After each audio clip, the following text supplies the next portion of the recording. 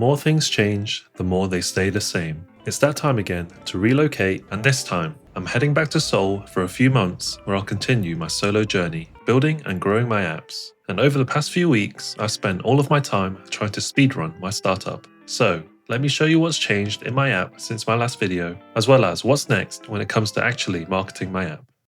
Looking at my app now and comparing it to just a few weeks ago, it's like I'm looking at a completely different product. So let me walk you through some of the smaller but impactful changes I've made before I show you a unique feature I built that I believe doesn't exist anywhere else. First up, I migrated to a new domain. The main reason being, it removes any risk of having YouTube's trademark tied to my app, which could be a legal headache down the line. And yes, I know it's a silly mistake that I could have avoided if I just gave my app name some more thought when I started. But the good thing is, the new domain is still short, simple and memorable, whilst being meaningful to what my app actually does. And as a bonus, it doesn't tie my app to just one platform anymore, which means I can expand features across to other platforms like TikTok and Instagram in the future.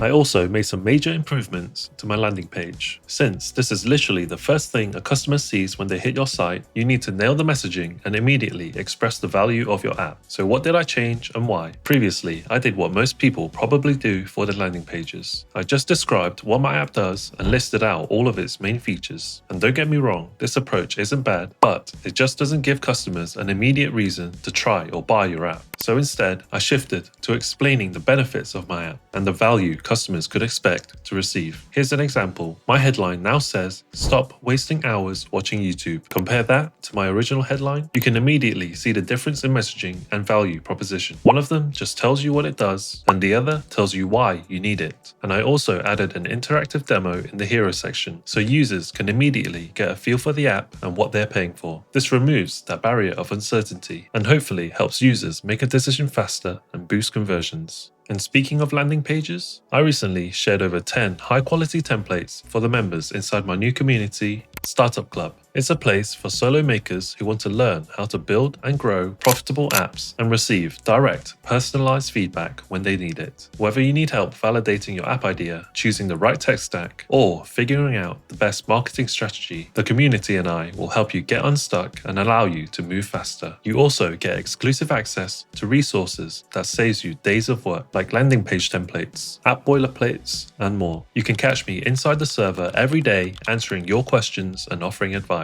The reason I created Startup Club was to provide the community and resources I wish I had when I started my solo journey. So if you want to join us, check out the first link in the description and I'll see you inside. Now, let's move on to what took up most of my time to build, but it's arguably the most useful feature of my app. First, I implemented an AI chat feature for YouTube transcripts, which allows users to chat with any video to get quick summaries or useful insights. And why would you want this? Let's say you're watching a 3-hour podcast and you want to jump and listen to specific topics. Instead of wasting time scrubbing through the entire video, you can just ask the chatbot and get a summary. Or maybe you're studying educational content and need bullet points of the key concepts without having to rewatch everything. And yes, I'm aware there are already tons of apps and browser extensions that do this. So I added a unique feature to try and differentiate my app from my competitors. In my chatbot, the LLM references specific timestamps in the video in its response. So you can jump straight to that moment in the video to verify the information or dive deeper into the topic.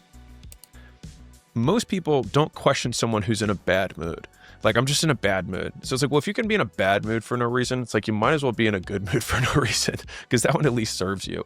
And so I've been trying to... And honestly, this AI feature was something I built just to get my feet wet working with modern LLMs, because it really helped me when I moved on to building the next core feature in my app. And that's the ability to chat with not just a single video, but entire YouTube channels and their whole library of videos. Imagine being able to chat with your favorite YouTubers about anything and get accurate information referenced directly from their videos. Now, I wish implementing this was just as simple as wrapping it in a prompt and calling it a day. But the technical side was actually pretty challenging and took me a few weeks of tinkering to get working, because what I had to build out was called a custom brag pipeline. In its current state, users can start chatting with any YouTube channel and the LLM will reference relevant videos from that channel in its response. Personally, I've been using this a lot for extracting information from channels I watch regularly, like the Y Combinator channel, for example. When I have questions about my startups, instead of searching through their entire library and skimming through multiple videos, I just ask my app app. It gives me a detailed summary with references to the exact videos it used. It's super useful when I just need accurate information fast. They say you either die a hero or live long enough to see yourself become the villain. That's kind of how I felt when I made the decision to switch to a subscription pricing model for my app, because generally I prefer to stick with one-time payments when possible, because it's simple, it generates revenue faster, and honestly, it's what I would prefer as a customer because it's one less subscription to worry about. But given my app now has to account for extra costs from LLM providers, keeping the previous credit-based pricing model doesn't make much sense anymore. That said, I still wanted to keep my pricing as simple as possible. So here's what I did. There's only one paid tier, and all paid users will get unlimited usage for AI chats and bulk transcript extractions. Then, all they have to do is decide whether they want to subscribe to a weekly or a monthly plan. So, what's next? Well, I could keep building more features that I think might be useful, or I could do the next logical thing and actually market the app to get more users. And honestly, the app is in a good state right now, and I don't want to touch it anymore until I get direct feedback from real paying users. So I have two main strategies for marketing my app. First, I want to boost my website's SEO performance. SEO stands for Search Engine Optimization, and it's the process of optimizing your website to rank higher in search engine results. Why is this important? Well, the higher you rank, the more organic traffic you get to your website. And with more and more people asking their questions to LLMs, there's now even more incentive to rank highly in search results, because the AI will most likely reference the top web search results in their answers. But the thing is, improving SEO isn't an overnight task. It requires upfront work to optimize your website and create content that actually ranks well. But here are some simple things you can do to get started to improve SEO for your own websites. First, brainstorm a list of keywords to target. These will be the terms your potential customers are using when they search for your app. For example, keywords I would be targeting for my app: YouTube AI chatbot, YouTube transcripts, YouTube summaries. You get the idea.